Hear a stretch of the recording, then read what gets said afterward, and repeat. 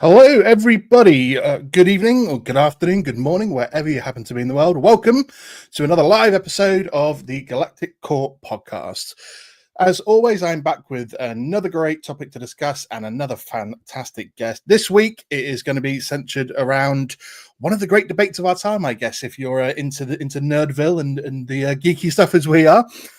Is Star Wars kind of overrated nowadays, or is it still one of the greatest franchises that's ever built? Is there a middle ground? We're going to be finding out. I do have a fantastic guest joining me. We're going to be getting on to her in just a moment. But as always, if you're not following the Got to Call podcast, then get onto Instagram, get onto Twitch, get onto YouTube, get onto TikTok, give us a like, give us a follow, make sure you're tuning in. Fantastic collaborations coming up in the next few weeks, as obviously next week, Skeleton Crew's out. And I'm going to be doing every single episode live every Wednesday with Clan Brandalorian. Speaking of Clan Brandalorian, to be fair, he's already jumped on the live stream. What a collaboration. He's obviously talking about myself and my fantastic guests here today. She is a collector, she's a cosplayer, she's a gamer, she's a reviewer. She is literally the whole package rolled into one. So please welcome to the show from the Crafting on Ilum channel. Please welcome Tiara.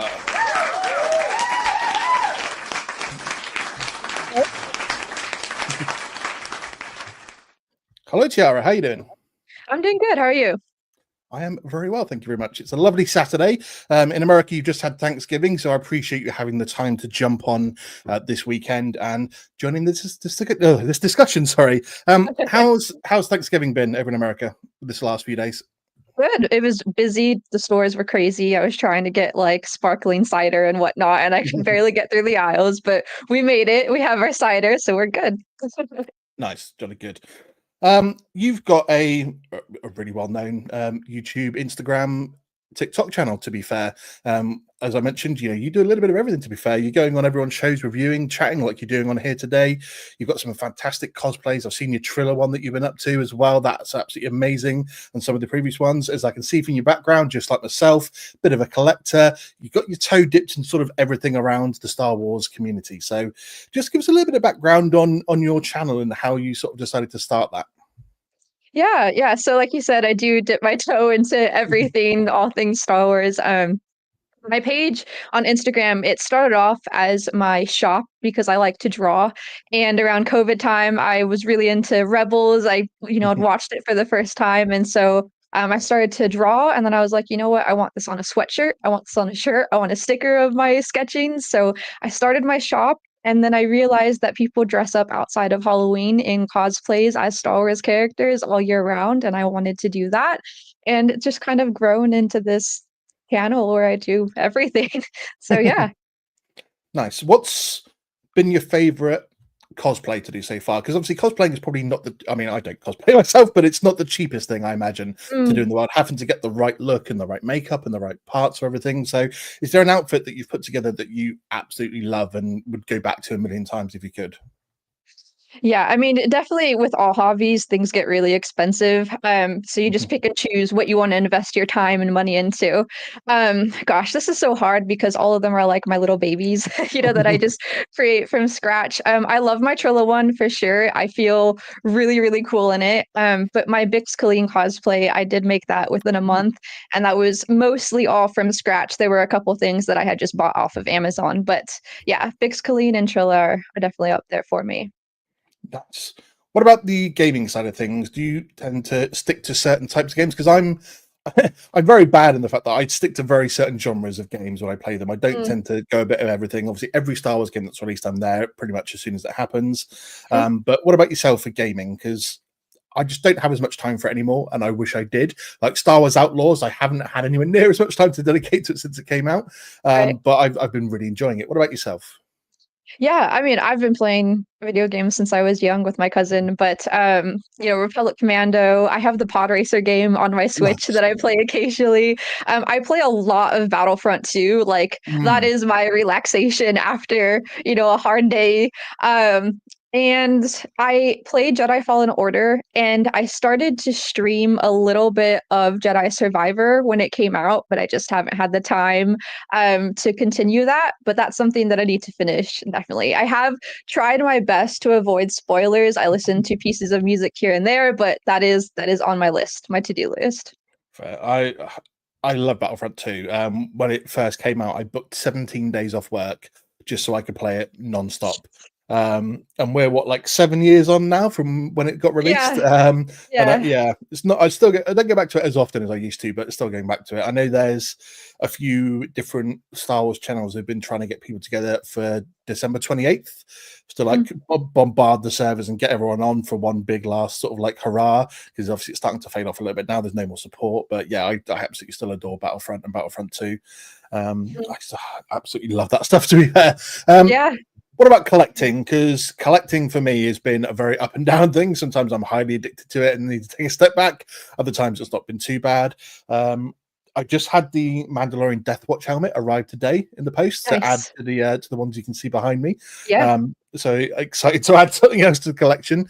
sure, What yeah. about yourself? What's collecting been like for you? So what you see in the background has came about within the last year. So I've had my page for a little over 2 years now, and for the first year, I had maybe, like, one of the shelves, one of the white shelves behind me, that was it, maybe that, and so going to conventions has definitely inspired me to collect more because you see all this amazing collectible items and people with their booths out there and their art, and it's amazing. So it definitely ignites that fire to be like, "Oh, this is really cool. This is something I found at the convention. Where can I go to like a thrift store or a collectible Mm. store to find more of these things?" So yeah, it's definitely just like shot up in the last year. Yes, I Yeah. got highly addicted to it about sort of six, Yeah. 7 years ago, and had to rein myself back in and tried to actually sell off a lot of my collection because I was just so addicted, and then slowly Sure. built back up over the last sort of 3 or 4 years, and just not Yeah. go out of control, just get bits here and there. And Yeah. this is obviously most of it behind me, but it's not all of it, because I can't Mm. cram everything behind me. So, Sure. um, Yeah. yeah, I absolutely love it. I mean, is there anything you can that's near to you that you can grab that you absolutely love that you don't mind showing off and telling us a little about why it's a favorite piece for you? So it's kind of far, all my stuff, but I think I can point. So, um, there's the Shadows of the Empire statue that I just Ooh. recently got, and it's like one of those, like, 1 of 500 or 1 of 1,000 or whatnot, and I'm kind of really into that because I had won this original concept art Darth Vader statue at a convention that I recently went to, Rebel ScumCon, and Mm. so that is a one of, like, 500, and so the Shadows of the Empire I had never seen before, and so now I have that, and now, like, those can be pricey, but, like, that one I got at a really good deal, and that one I got for free, so, like, those Nice. Oh, items are really, really cool, yeah, because I won it at a panel, so those are probably my top favorite, but all of these have, like, meaning to the reason why I get them, I have to have it like, a reason for it, and then I also really love, like, Clone Wars stuff, and I have this character book that I got for, like, $5 at ICCC, so, it's very scattered, very random things that I like to collect, but those are probably my coolest, I would think, like, as a general, idea, like, those are probably the coolest, I think nice. I audience mean, would agree. I think so. I mean, my stuff is like 70% Anakin or Vader. Mm, Always been obsessed that way, and then the rest is probably split between Mandalorian stuff and 501st, because the 501st clones are my absolute favorite. So yeah, I mean, you said about going to conventions and Comic Cons and stuff like that. Has there mm. been one that sticks out for you, or one that you've been really excited to go to and got to go to, or is there one in the future that you want to go to that you've not had a chance to get to yet? All of the above. Um, so I got invited to go to Rebel ScumCon, which was in Dallas, Texas this past year. It was the first ever one, and it was only Star Wars stuff. And I've never been to a celebration before, so this was like a mini celebration for me. So that is my favorite so far. I am going to one this coming weekend in Columbus. And I'm going to be meeting a couple of celebrities, and I'm very excited. So we're going to do some autographs, some photos, all that good stuff. So I'm very excited for that. Lovely. Um, Obviously, being in the UK myself, we have a few Comic Cons around and not Mm, many Star Wars specific, but I did get to yeah, go to the Star Wars celebration last year when it was in the yeah, UK. yeah. I was so happy. I was just in like nerd godland almost. 'Cause it was right Yeah, around the time when they released all the first trailers for Ahsoka and stuff like that. yeah, Yeah, it was absolutely mental. I mean, I only got to go for one day, but still, it's probably one of the things I'll have in memory the most. I would have sure. loved to have gone and got pictures or autographs because Hayden Christensen was there and lots of other people as well, Ewan McGregor. But Mhm. unfortunately, very expensive. Yes, um, I'm by no yes, means yeah. rich, unfortunately, so I couldn't quite afford it at the time. But I would have loved to have Yeah, done that. But yeah. I mean, Star Wars is the reason we're here today. It's the thing we're here to talk about. So, hot topic of the day: is Star Wars still a great franchise, or has it become overrated due to the disappointment of the fans? Unfortunately, we know that Star Wars has one of the most toxic fan bases out there. When they get their heads in a twist, they don't half go for it, and they absolutely annoy the crap out of me. That side of Star Wars. So we'll try not to dwell on them too much, even if they do contribute to a bad side of things. Obviously, I hate the fact that they've had such an impact that stars of Star Wars go off social media and things like that. So that's unfortunately it's a part of Star Wars that we have to deal with them as the franchise. But it's the big topic of the day. So let's talk about the original trilogy to start with. The thing that kicks it all off, the thing that not ideally, sorry, initially made Star Wars as good as it is, because that's the kind of thing that everyone starts off with. That's the kind of thing that propelled it to be the franchise that it really is. So what are your thoughts on the original trilogy and the level of success that it's brought to Star Wars and keeps people there for as well?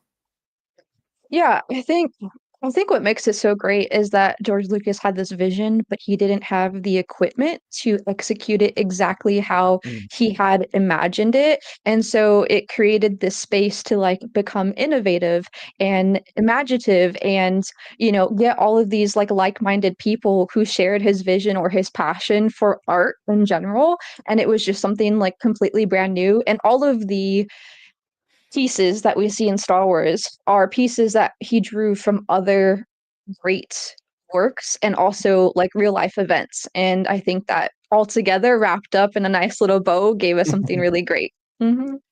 Yeah, you're not wrong. I mean, the Japanese influence, the war influence as well that contributed to the creation of Star Wars is something that George had that vision to do. And a lot of people want to go, oh well, he only really did like episode 4 first, and the rest just kind of filled in later. But no, he always had this vision of how he wanted to do it. Mhm. And then the fact that he was able to go back afterwards and fill in bits along the way as well adds to obviously it. So Yeah. Star Wars is unusual in the fact that technically it starts off in, well, I mean, if you go by obviously release order, everything starts with the middle trilogy, and then you have the prequels and then the sequels later. So the prequels themselves are one of those things that when they came out, obviously, I don't know how old you are. I hope you don't mind me asking. How old are you?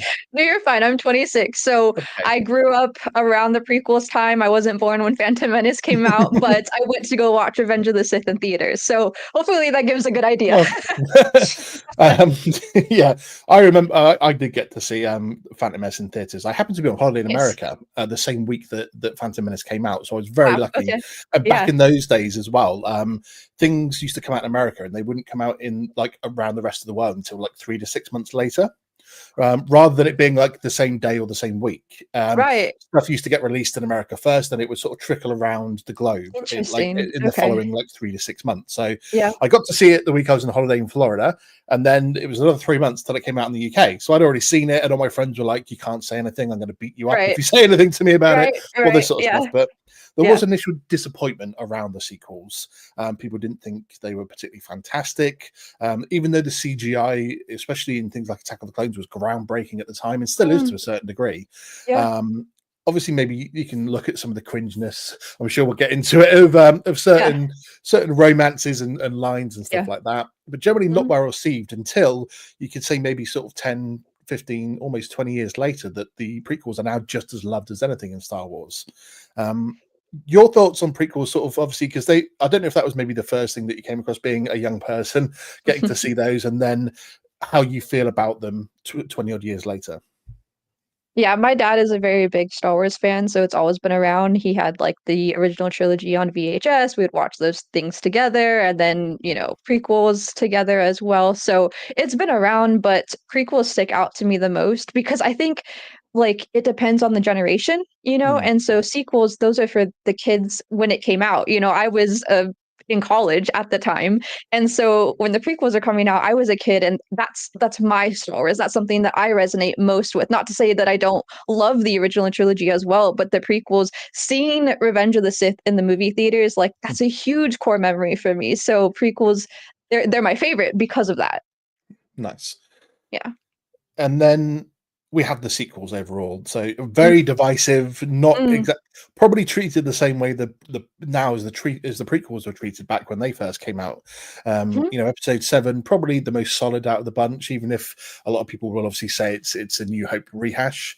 Episode 8 very divisive across the board, and then Mhm. 9 probably one of the worst received Star Wars films, unfortunately. So Yeah. again, I don't know how you feel in terms of whether you feel in another sort of 10, 15, 20 years, people will reflect on the sequels in a similar way to the prequels that are now, because the people that love the prequels as kids have grown up and the love comes to the forefront, whereas you've got the Mhm. original trilogy lovers weren't keen on the prequels when they came out. And Mhm. maybe now the same thing will happen with the sequels and the fact that they're not well received now, but the people that get to grow up with them as kids and adults were the ones that they connect with the most. What are your thoughts on the sequels?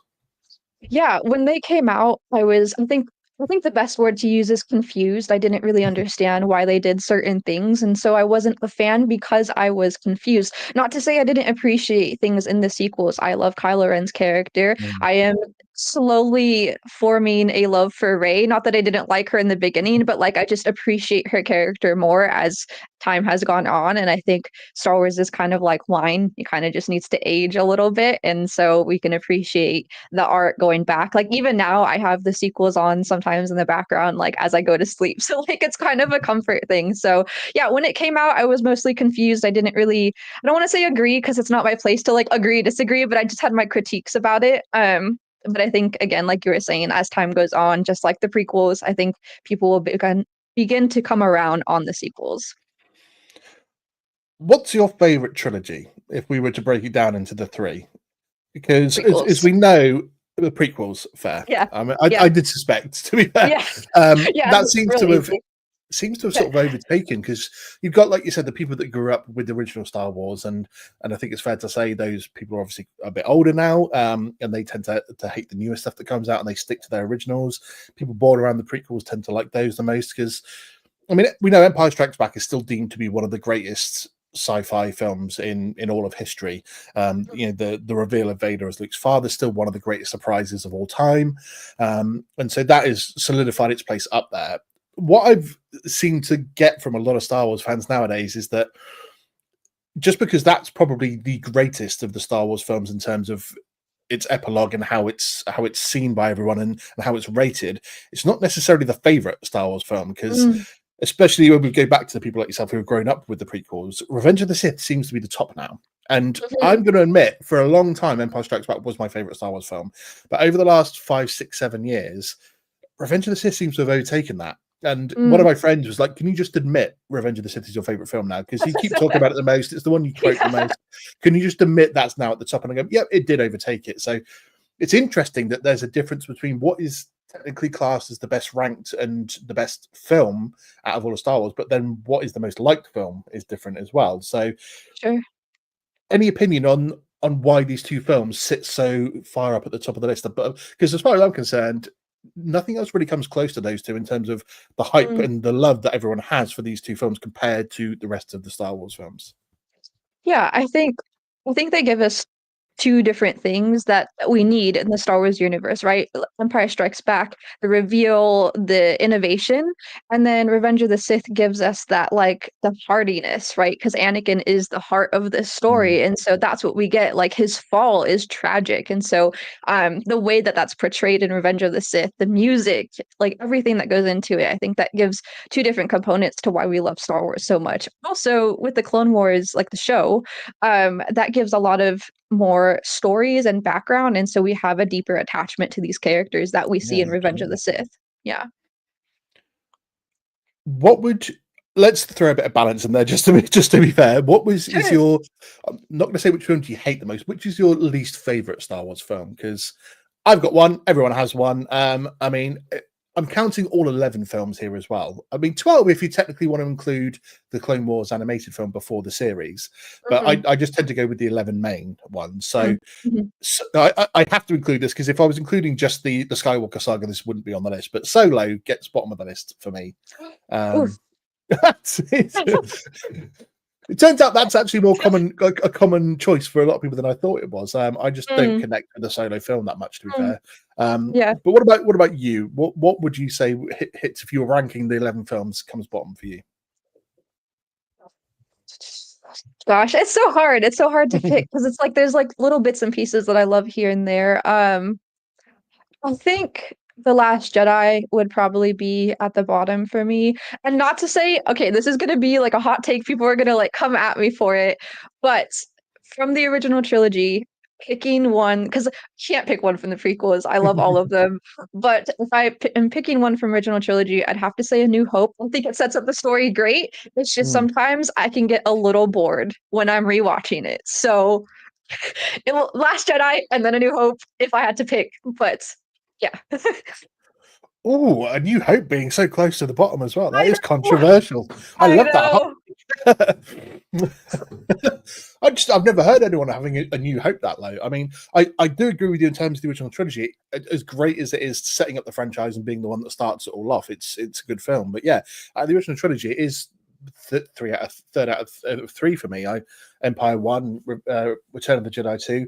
Although about a third of Return of the Jedi I could fall asleep on. The whole stuff with the Ewoks I could probably fall asleep with and not be bothered if that got taken out. But the whole bit with Vader, Luke, and the Emperor to me is fascinating. I love sort of rewatching that, which is why it sits a bit higher for me. So, but interesting take there that I mean, Rise of Skywalker not at the bottom. I mean, It's right Attack of there. the Those three, yeah. Clones. No, absolutely not. Attack of the Clones, no, that's up there for me. I used to have Zam's bounty hunter ship and Boba Fett, and I would like, reenact the scenes I was younger. So that is up there for me because of the nostalgia, because of my childhood.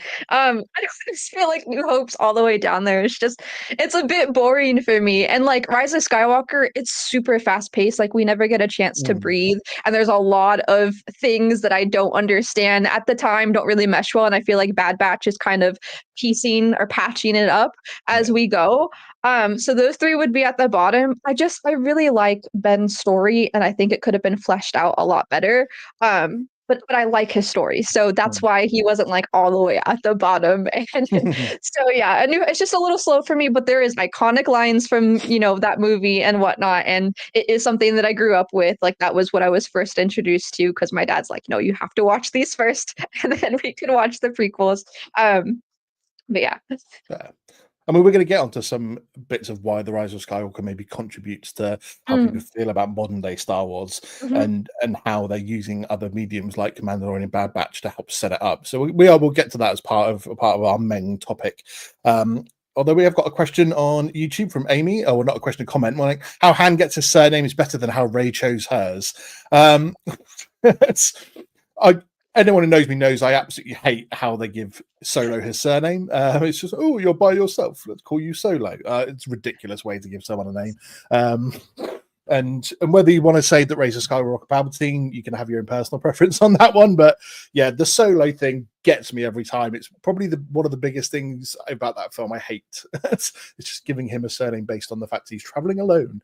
But in terms then of how well received Star Wars is, because you've got, I think people split it into two, don't they? So we have pre-Disney and post-Disney, mm, um, mhm, which to me the distinction shouldn't really be there, simply because Disney were the ones that bought Lucasfilm. Lucasfilm still write everything. They're still the ones that write the stories and authorize everything, and obviously make the films and TV series and get everything out there. Disney just funds it, so to speak, in a way.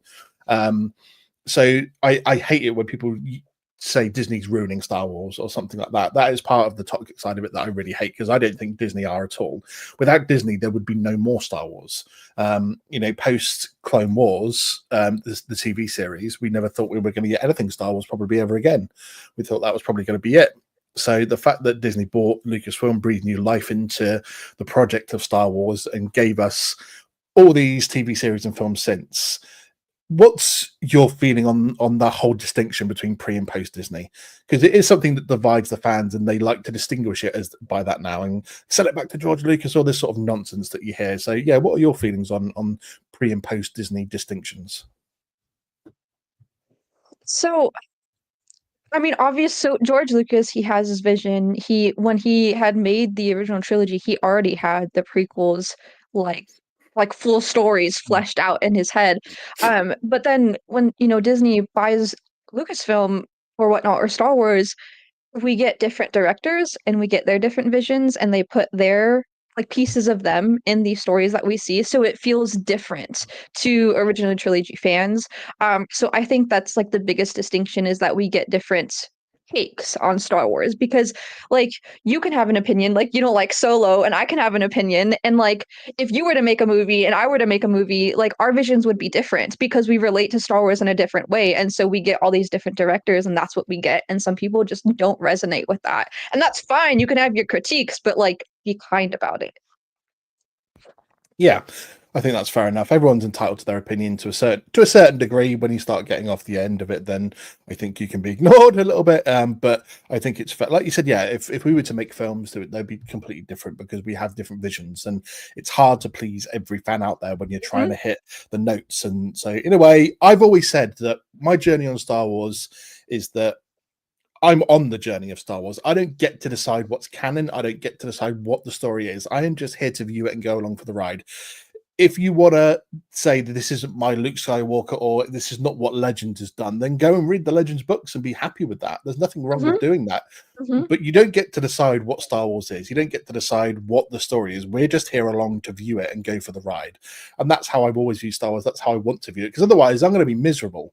I'm going to be sitting there going, I don't like this. I don't like that. I want it to be like that. And what's the point? I may as well just go off and Yeah. write my own Star Wars books and be a little hobbit somewhere, just holed up in my hut, just doing it all. So Yeah. you got to take it for what it is. And you can sometimes say the storytelling isn't great, or the writing wasn't great, or something like this, but it doesn't mean that you can't just sit back and enjoy the ride.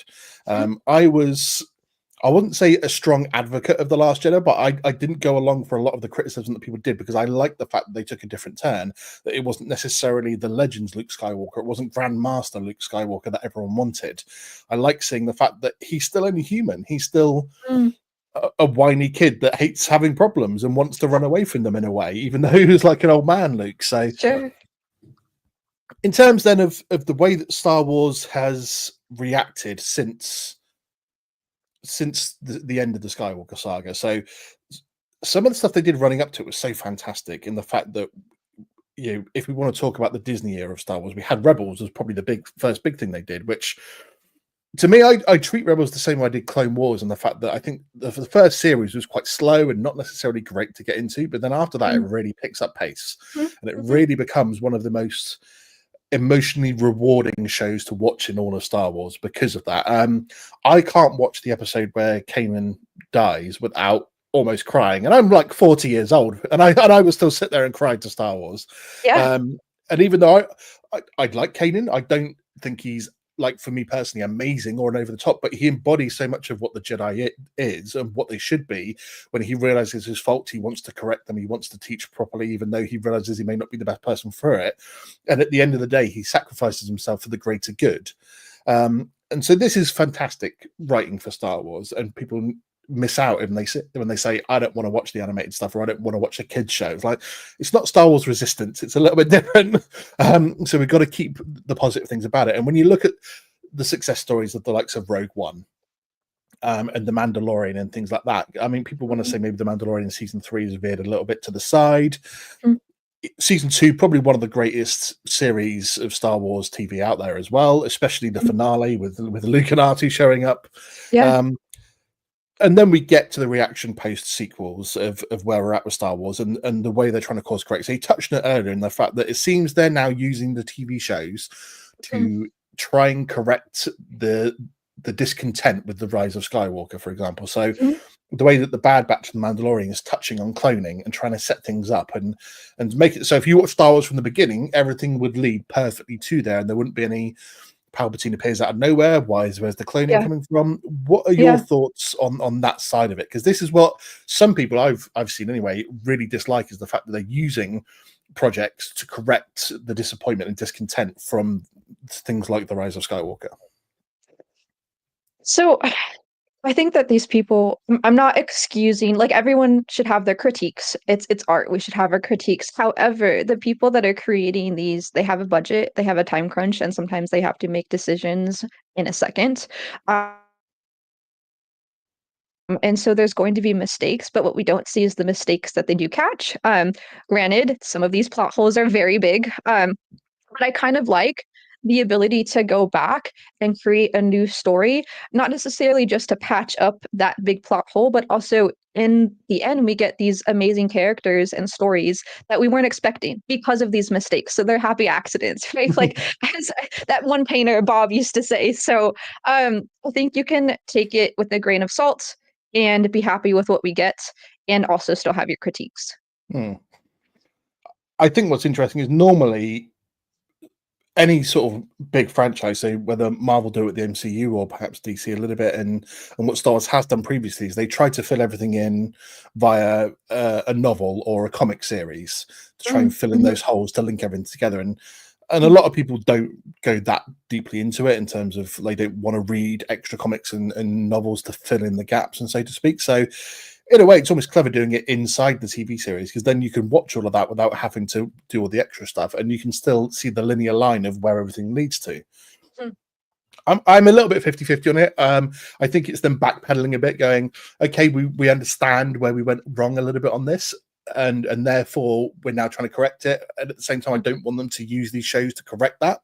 Like mm, they've made them stories within a sure. great show already. So like the Bad Batch, we love those characters from the end of Clone Wars, and we love their. I mean, I'm speaking for everyone. I say we love them, but loving their own series, which was fantastic. And the same with the Mandalorian, the fact that they've thrown that in there, and then they're trying to give a lot of exposition to lead on with Sure, what happened to the Rise of Skywalker. sure. It's a shame that they have to do that, or they feel that they Mhm, need to do that. And then just mhm, going, if I was them, I'd probably just own it and go, I don't care whether you think we're course correcting or what. We're laying the groundwork for the whole story. So mm, nothing's linear in Star Wars. Not everything's coming out in timeline order. sure, So we're yeah, going to go back yeah, and fill in gaps of story to let you get there. mhm, Um, I'm also, everyone how a lot of people hate the line in the Rise of Skywalker, like somehow Palpatine returned. mhm, mhm, I I've defended it to a certain point because I'm like, how is Poe and the rest of the Resistance supposed to know how Palpatine returned?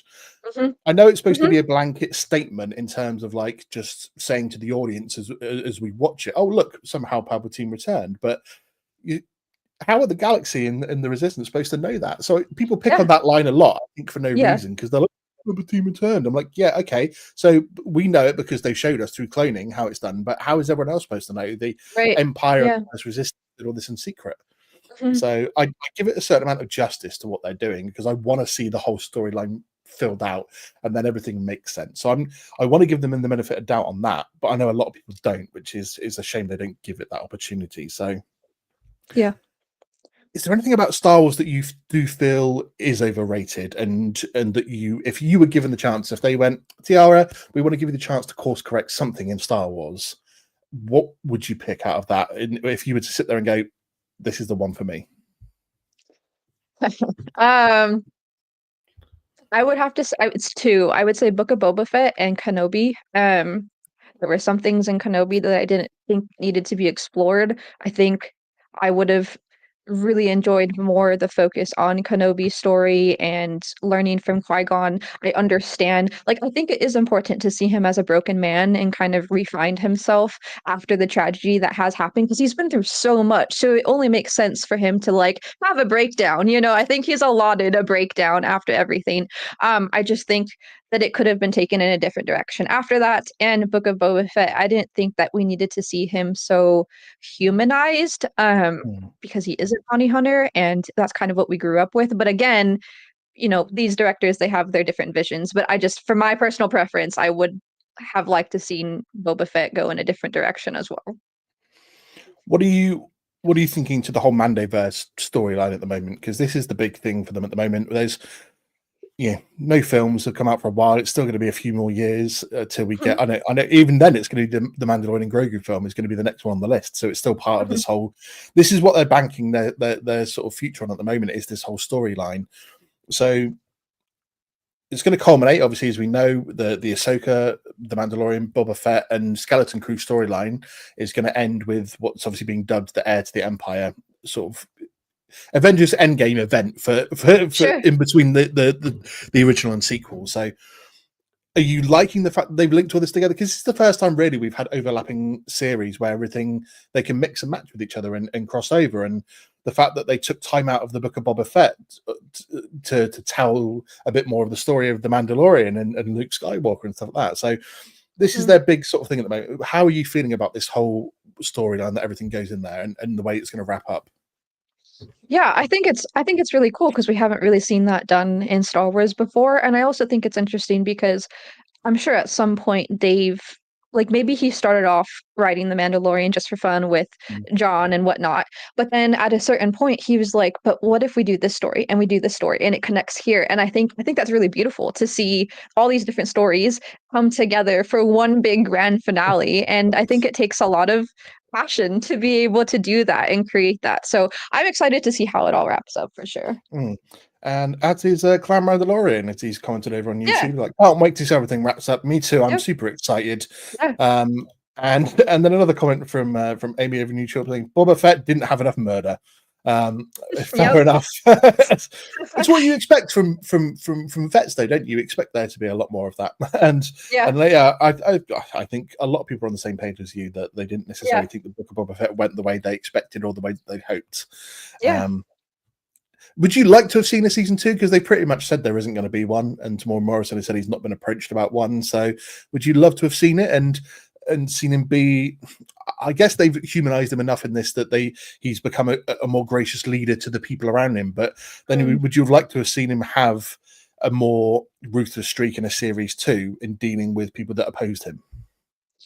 Yeah, if they went that way, I loved him. I think he's a great actor. I think he's a great person. Like I would have loved to see more of him, but like we're talking about more of a ruthless leader, more of that bounty hunter background. But yeah, if that was the direction, sure. But the direction that they went, I don't have a whole lot of confidence that that would have been in season two.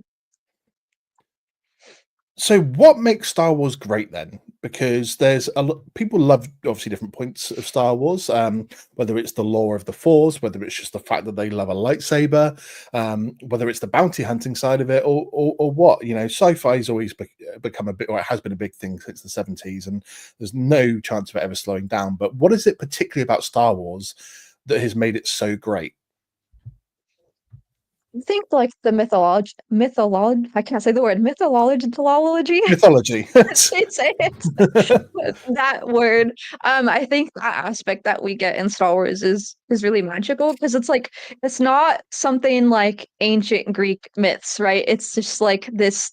It's just everything pulled together to what we have now. And yeah, I can't say the word, but the mythology of Star Wars is my favorite, and I think that resonates with a lot of people because like it is a galaxy far, far away. It's not something that like has hints of real world in it. It's very out of our world. So I think that's what gets people, what grabs people to these stories. And then also the narrative throughout like character developments and the themes that we have in it are also they resonate with a lot of people and there's different themes in it so it connects with different people.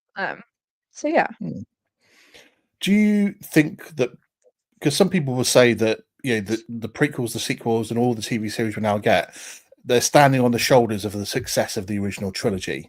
Obviously, that did lay the groundwork for what 20 odd years of it being successful. Um, but do you buy into the whole story that that's what carries Star Wars with its continued success is the fact that everything stands on the shoulders of the original trilogy, and that's the only thing that makes Star Wars great. Everything since then hasn't been quite up to the same level. I think that's a wild take for the people who are saying that. I think when something's great, and we are inspired by it. And so we're going to see the inspiration in the works that we get. And I think it's important that we have that because it's what we love, it's what we grew up with. And so there has to be that in the works that we're seeing now. But I don't think that it's solely resting on the shoulders of the works that we've gotten in the original trilogy and prequels. I think that it's branched out to its own new thing that is resonating with younger kids and even as adults. Like I used to watch Clone Wars episodes as they were coming out on Cartoon Network when I was like 9, 7, whatnot, whenever it was coming out. And then I was able to watch the whole thing when it went on Disney Plus, like back in 2018, 2019. And like that was super impactful for me. And I don't Mm. think that when I was watching that, I was like, oh, this is just, drawing off of the original trilogy or prequels or whatever it was. Like it was something new, it was something special. And Dave Filoni, right? He has these visions and he's super passionate about Star Wars and the actors. He also collaborates with the actors, specifically Sam Witwer. Like his ideas, and Yeah. he's another huge diehard Star Wars fan, and those ideas and passions get put into this show that we watch. And I don't think that it's solely off of what we've got in 1970s and early 2000s and whatnot. We'll get back to that in a sec. Just a couple of comments from Clan Randall. Again, he said that he's agreeing with you about the open world aspect. It connects everything really well when we're talking about obviously the Mandoverse era. Yeah, I absolutely love this. I love when they interconnect like that, and you can have Yeah. people popping in and out of each other's shows and films, and make it feel like a connected universe rather than going one project to another and then being okay. This is 5 years later, or this is this. So yeah, I do love that part of it. And he also mentions that he loves how at the end of season 1 of Book of Boba Fett, Boba says, I might not be cut out for this life. It makes him feel like he could have gone back to his old ways.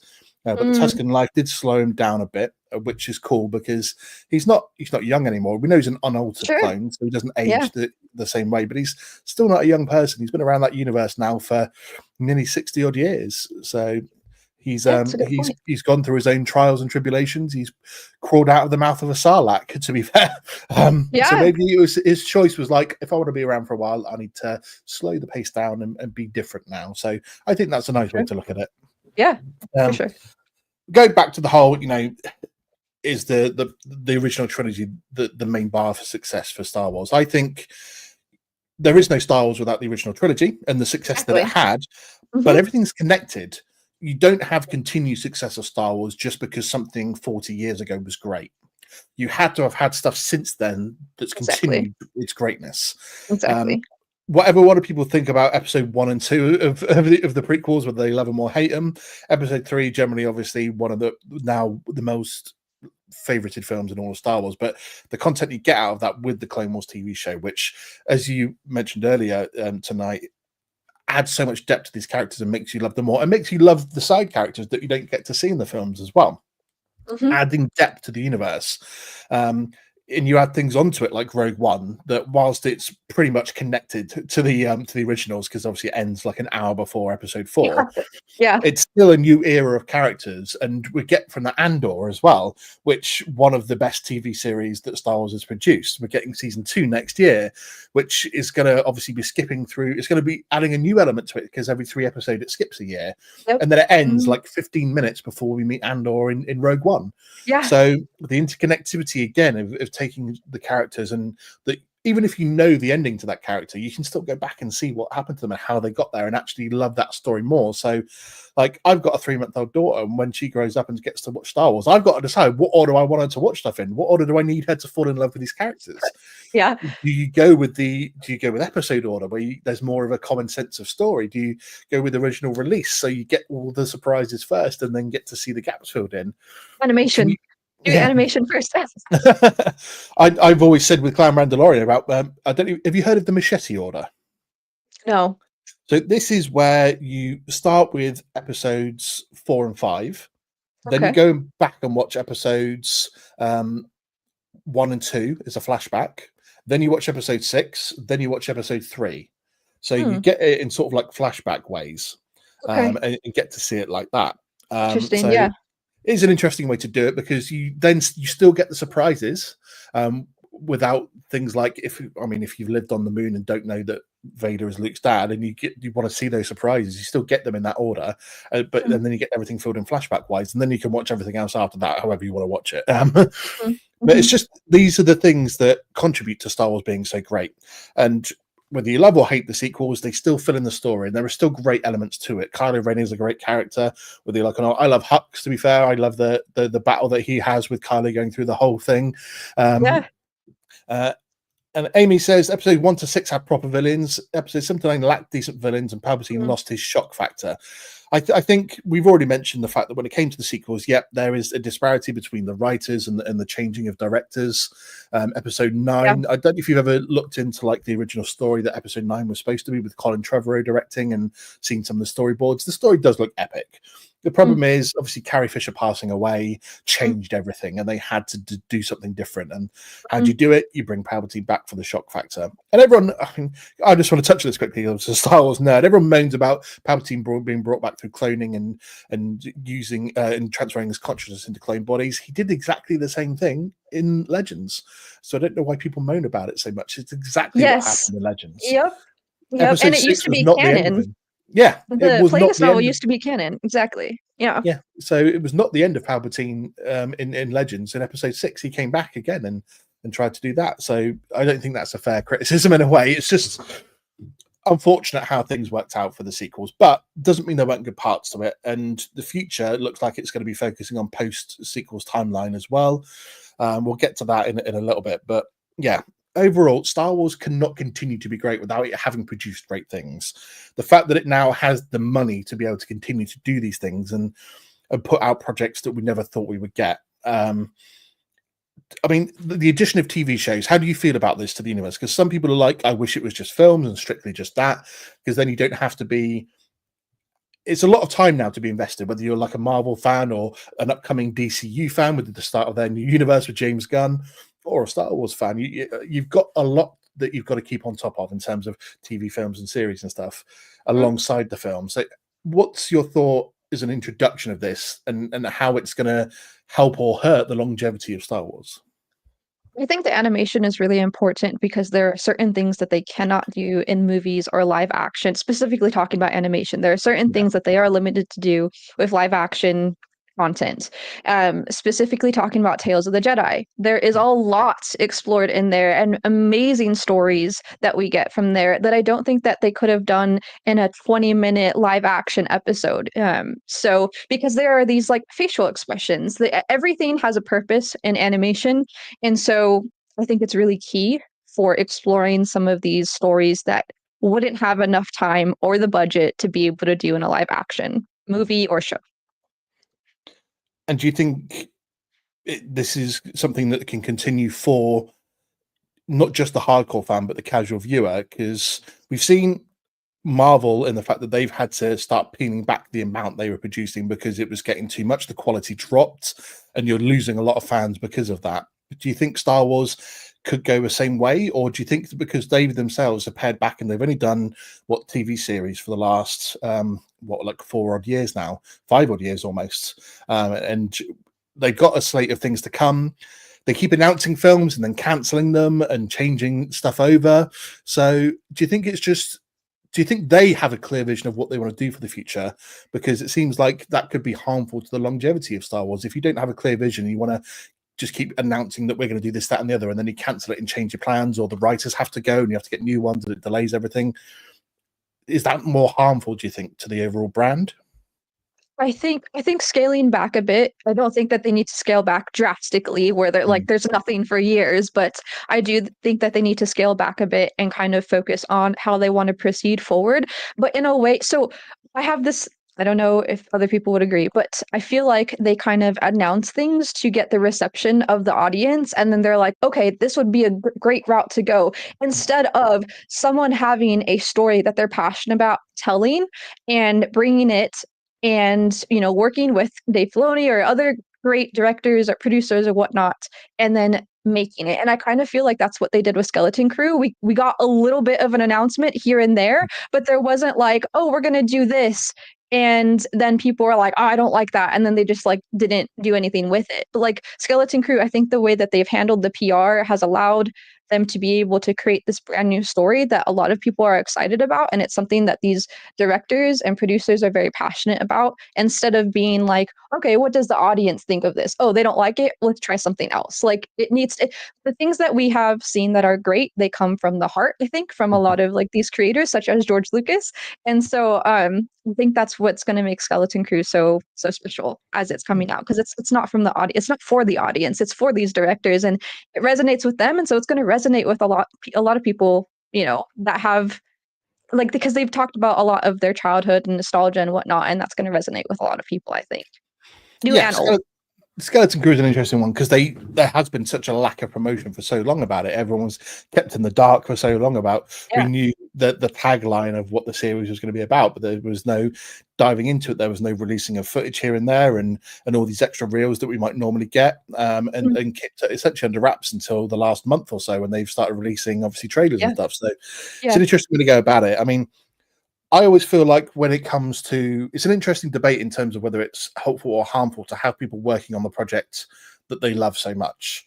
Mm, It's always given really that you should have people who love Star Wars writing and directing Star Wars, because they're the ones that will understand it. They're the ones that have a history with it. And to bringing someone who doesn't have that history or understanding or love for the franchise could be more harmful. But I push a little bit back against that in terms of sometimes you need that fresh input from someone who is sure. outside Yeah. of the bubble, someone who isn't as close to it as the rest of them, because otherwise you can get lost in it. I think until recently, I heard a few people on different shows say that Dave Filoni was too in love with his own characters to move on past that. Mm, And once the Mandoverse ends, we'll see where that goes in terms of yeah. what he can do for Star Wars outside of that, because he's Mm, only really concentrated on the likes of Ahsoka and those close to him and close in that circle. But yeah, I would hope you would agree that you need that fresh impetus from outside the bubble. yes. Yeah. Otherwise, you get lost in it, and sometimes there's no way to move forward without someone fresh coming in outside of it and going, "Well, actually, why don't we do this?" Or there's no innovation sometimes because Yeah. you just want to stay connected. A lot of people have said we need to move beyond the Skywalker saga now for Star Wars to progress, and I think you can still have little stories in between bits here and there, but I do think you do have to start expanding out of that for the success of Star Wars in the future. Yeah. Yeah, I think taking fresh perspectives is really important. Um, as long as those producers and directors listen and are open-minded as well, because, they can have their own perspective and only have like that narrow tunnel vision of what they want to do, instead of taking into account like everything that's been done and why the fans love this, franchise. Hmm. Do you think we're too biased though? Because we love Star Wars so much that we're just like, Star Wars is still great because it's got stuff in it that we think is great. I think I'd love to find someone who's never seen anything of Star Wars and genuinely sit down with them and watch it from start to finish and see how they feel. Um, Yeah. or have like a control group where, like, even if it was two, I know control group isn't really two people, but someone who loves sci-fi and someone who's not that fussed about sci-fi, but neither of them have seen Star Wars, and sit them down and get them to watch everything from start to finish and see how they feel at the end of it, whether they are in love with it, whether they hate it, whether what they do love and don't love about it. So I do wonder if sometimes being so in love with it that I'm a bit blinded in the fact that I don't want to go out my way to criticize it too heavily at times, because I'm like, Yeah. but in a way, I love, there's so much about this franchise that I love. Am I overlooking too much bad stuff because I love everything put together? Sometimes I do worry about that, and that I'm Mm, not objective with how I view it. But at the end of the day, I then decide that I don't give a fuck because I love Star Wars.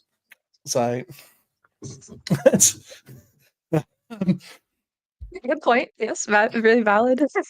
I love Star Wars for a reason. So I don't care if I'm Yeah. biased in loving what I love about it. So I'm not Yeah. here to I'm not here to sit around like we can say other famous YouTubers who just basically have now made a career out of shitting on Star Wars for the sake of it, even though they claim that they love it. I'm not about that, to be fair. I just want to love Star Wars and Yeah. be on this journey. So, Yeah.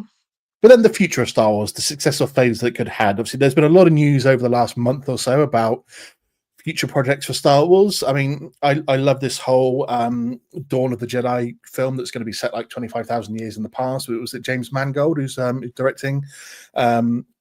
or writing, sorry, the Dawn of the Jedi. I want to see that. Obviously, there's been so many calls for the Old Republic style films or TV series to touch on that era, because if you're going to take loads of stuff from Legends, that's what you could take and really make it great, and Yeah. that could elevate Star Wars to a whole new level. To be Yeah. fair. But then the rumors I want to touch on and get your opinion on is the future beyond the Skywalker saga, because you can't just delve into the past and have everything up to there. I think you've got to set a bit in the future as well. So the rumors that, first of all, I mean, we knew that Rey was getting a film. Unfortunately, it looks like it lost its writer recently, and they've had to try and find someone new. So that's thrown it into maybe a bit more chaos. But then the two big rumors that Rey might be getting her own trilogy of films. That's going to be where she takes on like the Obi-Wan Kenobi vibe from the original trilogy as being a mentor, or that they're actually going to continue the Skywalker saga with episodes 10, 11, and 12. Interesting way to go about it. I really hope they don't continue the Skywalker saga, because they said this is it, it's come to an end now, and just by throwing the name in there, how do you continue a Skywalker saga without really any Skywalkers, main Skywalkers I should say. But a Rey trilogy where they have characters dipping in and out of each film and connecting, and then sort of whether that comes, maybe you have Rey's solo film and then the trilogy of films after that where Rey can dip in and out as a mentor and stuff like that.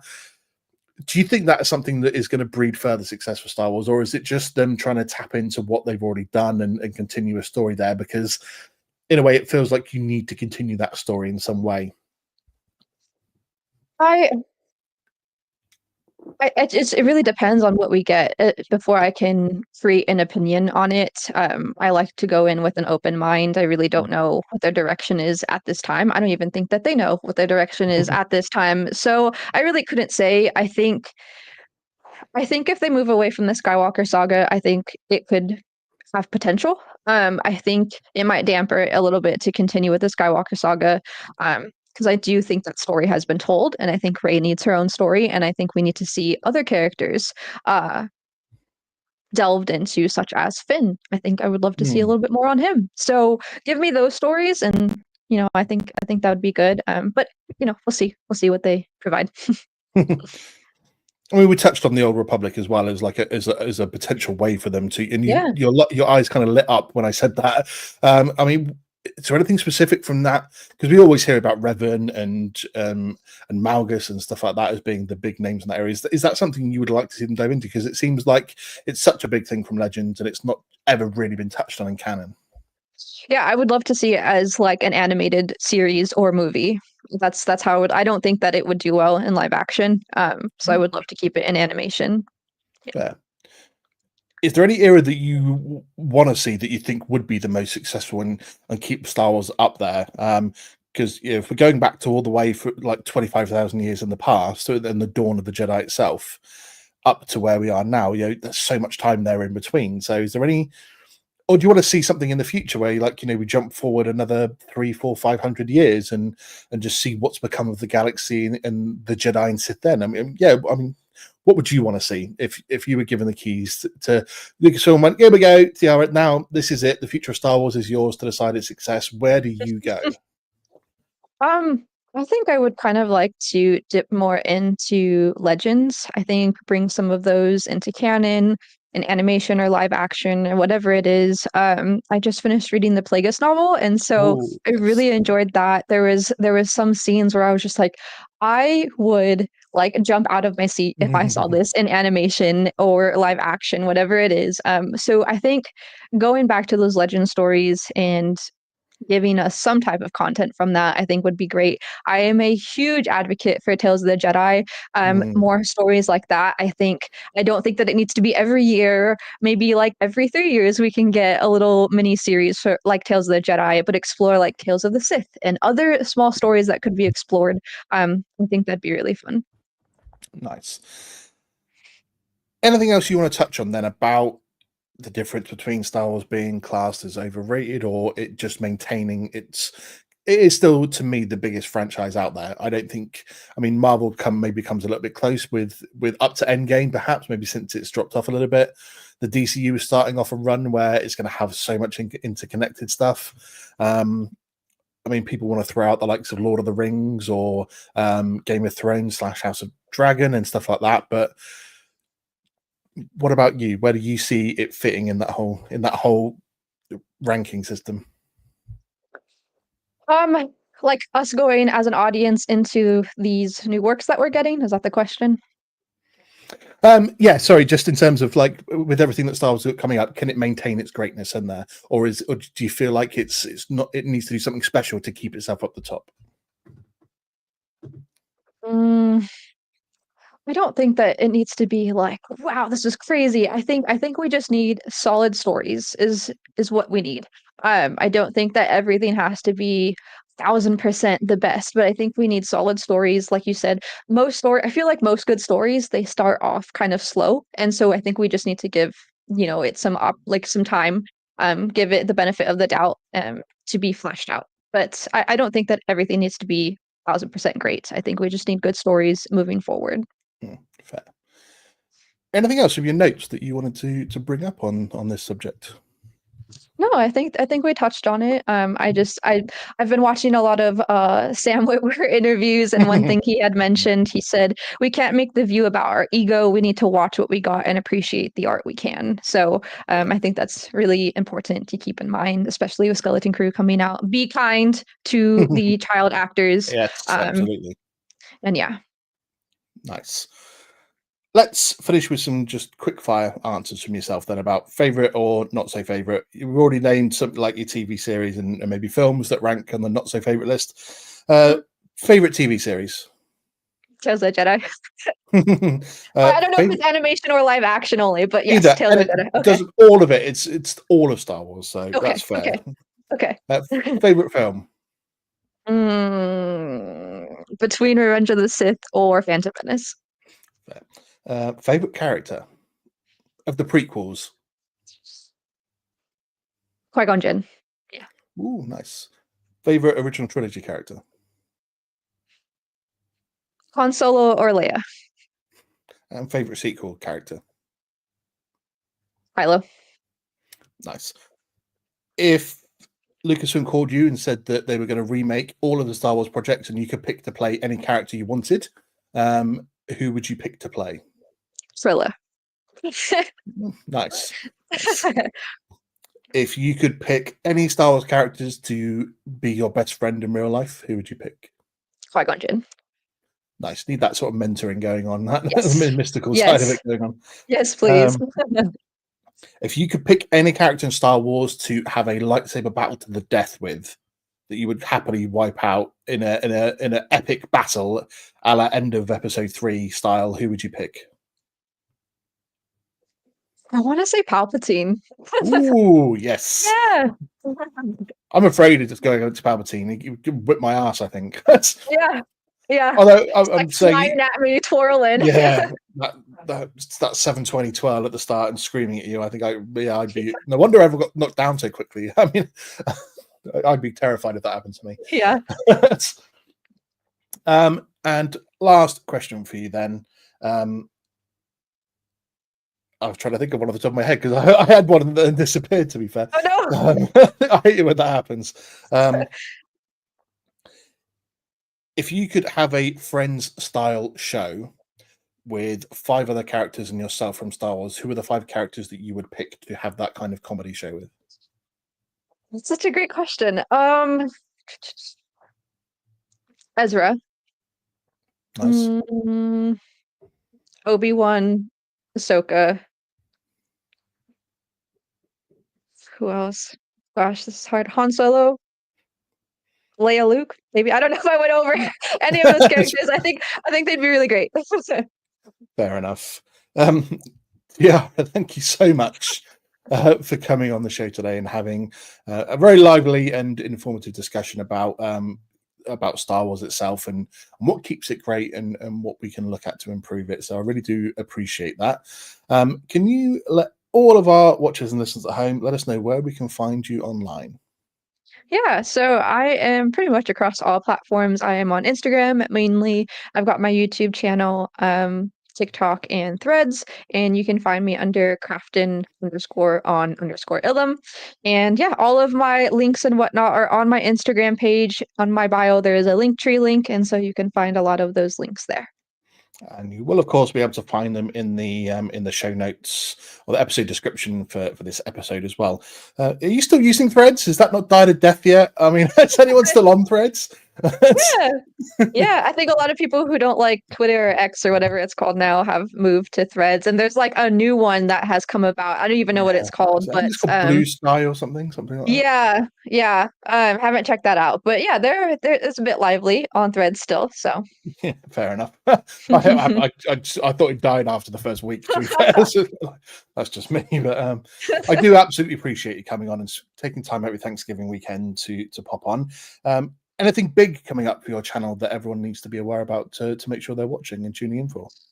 yeah, my shop just opened up. I have a new Nice. Balin School design, which I actually just got the sticker in. So Oh this is a yes, sticker. Yeah, so this is a sticker. There's a t-shirt available. I have two new designs. Those are going away on December 7th. So make sure that you're following my shop page, so that way you can keep up with the announcements. And I'm also going to the Columbus convention this coming weekend. So there's going to be a ton of new like vlogging videos and whatnot, my experience at that convention on my YouTube. And yeah. nice. One last comment from Avi on YouTube that she wants to see a Lego animated shorts where Ghost, Anakin, and Obi-Wan mess with people. I love that. Yeah, Yeah. I think that would probably be quite good. To be fair, to Yeah. see them just messing with Luke and stuff like that, and just moving stuff around. I think that would be great. But thank you very much for coming. As always, you can follow the Galactic Core podcast across Instagram, YouTube, Twitch, and TikTok. As I mentioned, starting as of next week, for all episodes of the Skeleton Crew, myself and Clan Randalorian are going to be collaborating. We've been going live 4 p.m. Central Time in America, at 10 p.m. in the UK every Wednesday whilst the show's on to react and review what's happening. After the end of the first week, or next weekend actually, I'm going to be guesting on Lights Camera Run to review Skeleton Crew. The following week, I'm also going to be back on his show reviewing Kraven the Hunter. So you're going to get a double episode of me over on Lights Camera Run, as well as continue on here. We've got Marvel What If Season 3 coming out just before Christmas as well. So there's going to be a lot going on that we're going to need to be tuning in for. So make sure you're joining. And as I always say, if you've got to the end of this episode and you're not following me and Tiara, what the fuck are you doing? You've been here for an hour and you've not followed us yet. So make sure you are, okay? You've got absolutely no excuses to not be doing so. But as I said, I'll be back Wednesday with Clan Brandalorian. But of course, everybody, until then, it helps if I play the right bloody thing, doesn't it? Okay, that's me not paying attention that I should have hit the right thing then. Of course, everyone, until next time. The Force will be with you, always. Thanks for tuning in to the Galactic Core Podcast. Don't forget to subscribe so you never miss an episode. But until next time, go get your geek on.